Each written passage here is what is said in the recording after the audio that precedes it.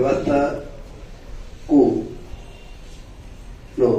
ప్రజలకు సేవ చేయాలనే ఉద్దేశంతో డాక్టర్గా చేయాలని షణ్ముఖసార్, జ్యోతి వీళ్ళు అతన్ని డాక్టర్ చేయాలనుకున్నారు. కానీ ఆ కోరిక నెరవేరకుండానే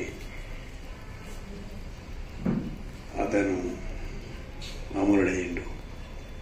అయినా షణ్ముఖసార్, జ్యోతి ప్రజల పట్ల, సమాజం పట్ల బాధ్యతాయుతంగా వ్యవహరించడం గొప్ప విషయం.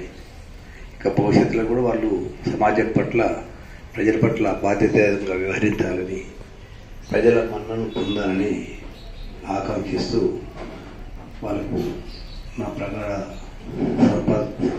సంతాపాన్ని తెలియజేస్తూ ముగిస్తూ కేంద్రీకరించి మాట్లాడారు. వారికి అభినందనలు.